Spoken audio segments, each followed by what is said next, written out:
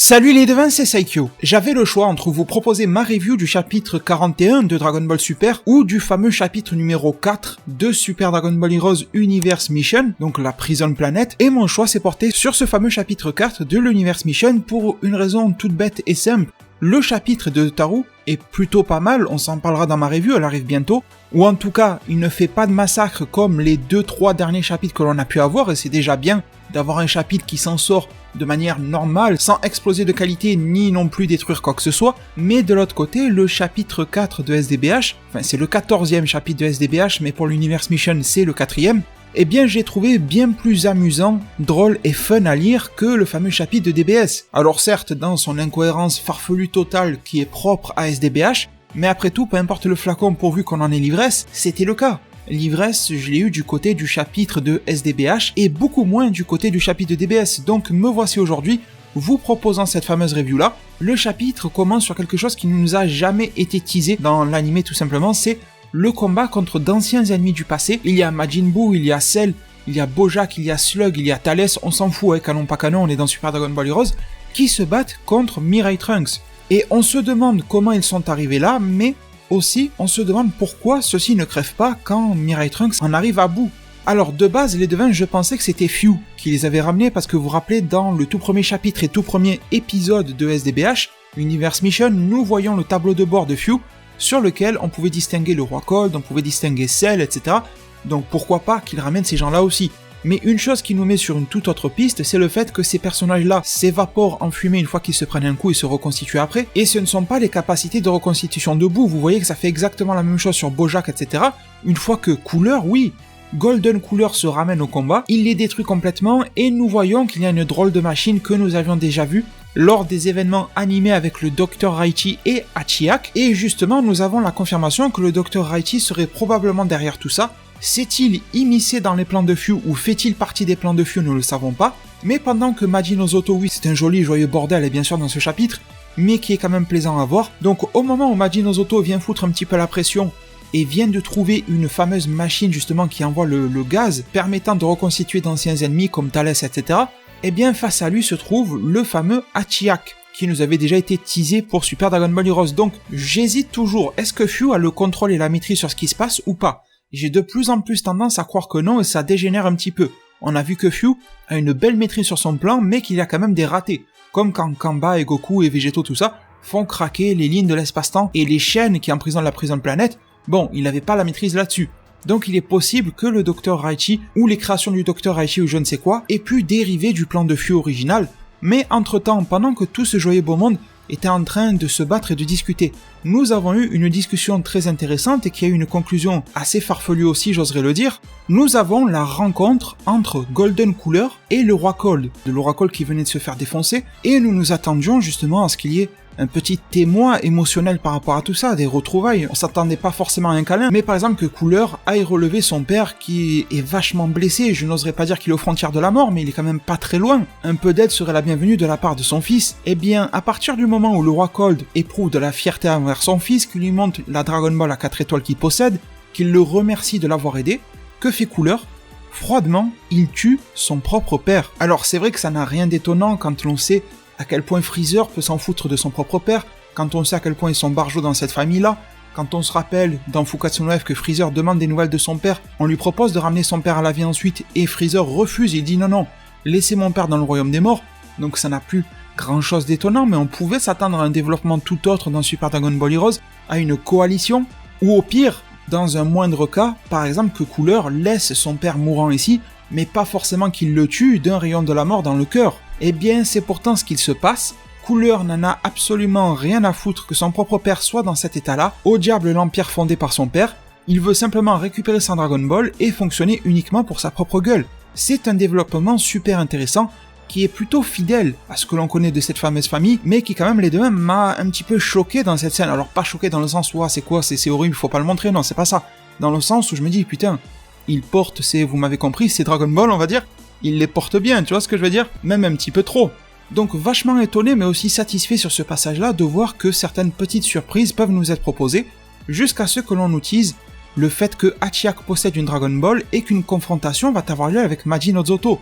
Alors ça va être intéressant déjà de voir à quel point ils vont changer les pouvoirs de Hachiak par rapport à ce que l'on connaissait de lui de base, et surtout de voir enfin Majin Ozoto faire quelques efforts, aller au combat. Utilisera-t-il principalement de ses pouvoirs magiques, de par exemple copier les capacités de Hachiak et son apparence physique, ou va-t-il développer des capacités propres et personnelles? Je me pose vraiment la question et ça sera très intéressant pour la suite. Et puis, bon, ça c'était les nouveautés du chapitre, et nous en arrivons dans une deuxième moitié à peu près, qui était franchement épique en termes de mise en scène, mais qui était beaucoup plus proche de ce que l'anime a pu nous proposer. Nous en revenons sur le combat entre Végéto et Kamba. Kamba est en train tout simplement de se transformer en Ozaru. Alors dans l'anime, beaucoup se demandent, vous avez raison, hein, c'est une bonne question que vous posez, est-ce que dans l'anime c'est un Ozaru normal mais qui a des poils roux, ou est-ce que c'est un Golden Ozaru? Alors dans l'anime, je veux bien laisser le bénéfice du doute, mais dans le manga, c'est bel et bien un Golden Ozaru. Kamba était avant de se transformer en Super Saiyan de niveau 1, il a conservé cette forme-là en se transformant, c'est purement et simplement du Golden Ozaru. Et bon, Végéto prend justement connaissance de l'ampleur de la menace, et là, contrairement à l'anime, nous avons quand même un petit peu de combat à se mettre sous la dent. Rappelez-vous que Goku et Vegeta avaient rapidement été défusionnés, là ça n'arrivera que bien plus tard. Nos yeux peuvent admirer, même si c'est vrai que c'est pas trop le fort dans SDBH, la qualité visuelle, eh bien je peux vous dire que même si le côté technique n'est pas au rendez-vous, eh bien l'aspect mise en scène et impact, je peux vous dire que là vous prenez une petite claque dans ce manga, parce qu'il a quand même des impacts du plus bel effet, quand par exemple Végéto dit bon le Kaioken va pas tarder à se terminer. D'ailleurs je suis content, pour une fois, on a un Végéto qui est conscient que la fin arrive, chose qui d'habitude, il se dit ah merde ça y est on a défusionné, là ce n'est pas le cas. Depuis le temps où ils réalisent des fusions, ce genre de choses, ils comprennent que ça arrive au bout et à terme, donc ça c'est un très bon point positif également. Et quand on a par exemple un plan dans lequel Végéto enchaîne deux coups, en plein dans la gueule et ensuite dans le corps de Kamba, moi je dis bravo, c'est absolument magnifique. Certes, je le redis, la technique n'est pas au point, même le chara-design de Végéto sur certains plans n'a pas l'air forcément bien respecté dans le style, mais l'intensité est là. Je vous rappelle que pour l'Universe Mission, ce n'est ni Akira Toriyama ni Toyotaru qui réalisent le dessin du chapitre. Toyotaru a déjà œuvré sur SDBA sur le dessin, mais là ce n'est plus lui depuis un bon bout de temps. Donc voilà, à chaque dessinateur, un nouveau style, on ne peut pas le reprocher non plus. Et bon, de fil en aiguille, nous en arrivons dans un cas qui me rappelle un petit peu Baby Vegeta, quand il était en Ozaru, justement dans DBGT, qu'il envoyait des énormes vagues de ki vachement impressionnantes. On a Végéto qui prépare un Final Kamehameha, et ça va entrer en collision dans un plan que j'aime beaucoup. On sent direct que là, les mecs sont en train de se défoncer. Sauf que, malheureusement, la fête ne peut pas durer trop longtemps. Fu réalise que les chaînes sont en train de se briser du côté de sa fameuse Prison Planet, que l'intensité est bien trop élevée dans ce combat-là, que le choc va beaucoup trop loin. Végéto, qui arrive à ses limites, finit par être défusionné. Nous avons Goku et Vegeta, et ça c'est intéressant et un peu déroutant à la fois. Alors, voilà, on ne prend pas ça pour acquis parce que ce n'est pas canon, mais quand même, regardez, au moment où Végéto se fait défusionner, nous avons Goku qui est dans une position de Kamehameha, mais à l'opposé, nous avons Vegeta qui est visiblement dans une position de canon Garrick. Alors, moi j'aime beaucoup justement, pourquoi j'aime ça? Parce que ça nous prouve que c'est vraiment l'union des deux qui agit, et donc chacun utilise sa pose. Mais justement, si on veut respecter la logique, pourquoi Vegeta ne fait-il pas une pose de Final Flash?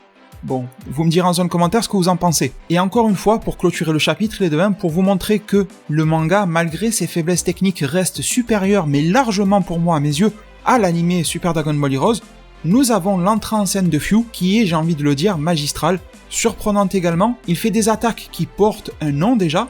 Par exemple, celle que vous voyez ici, c'est la cisaille du temps, trou noir, il appelle ça. Alors que dans l'anime, il fait une attaque, il dit rien, on sait pas trop d'où ça sort. Là, ça a une vraie forme, ça a une vraie identité. On peut vraiment identifier Fu à ce type d'attaque. Et en plus, on voit que sa maîtrise des failles spatio-temporelles dépasse tout entendement.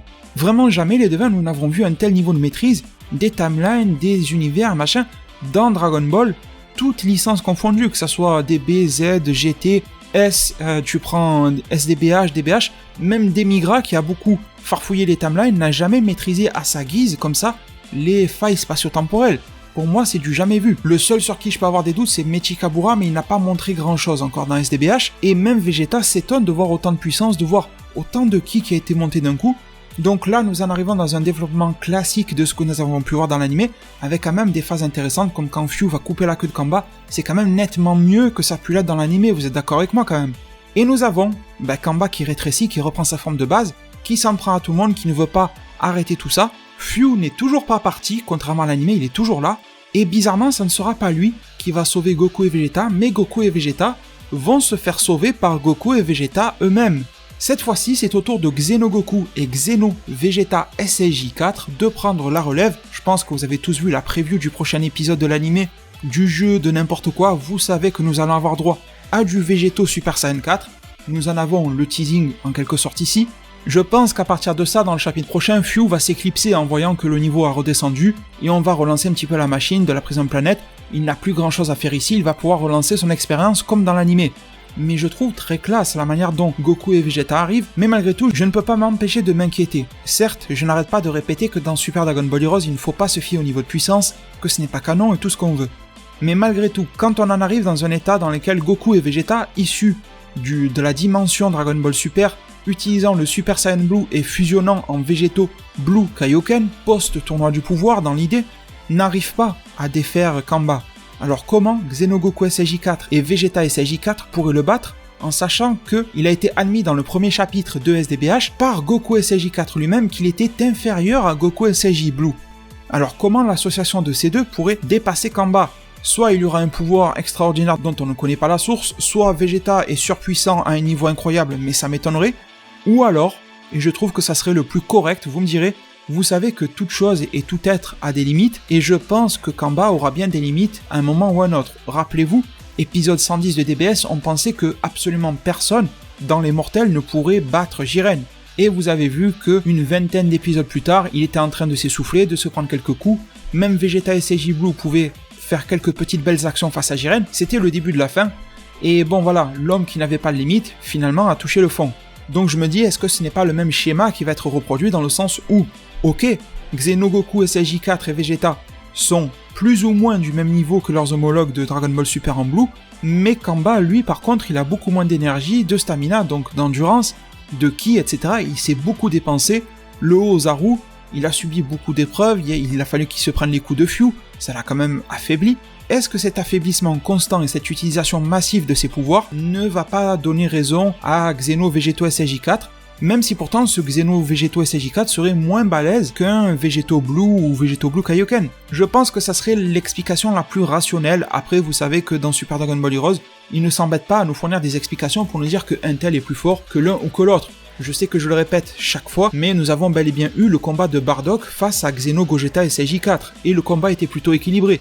Donc faut pas trop se prendre la tête, mais c'est vrai que là la comparaison saute aux yeux et que je ne pouvais pas m'empêcher de la faire. Du coup les devins, nous en arrivons au terme de cette review, j'espère qu'elle aura pu vous apporter quelques éléments de réflexion, si c'est le cas n'hésitez pas à me les partager en zone commentaire, à me soutenir et à soutenir cette vidéo là et ma chaîne YouTube, c'est rapide et c'est gratuit par le biais de vos fameux pouces bleus, les j'aime qui m'aideront énormément, je vous en remercie infiniment. Prenez tous super bien soin de votre futur, et à plus pour de prochains arts divinatoires.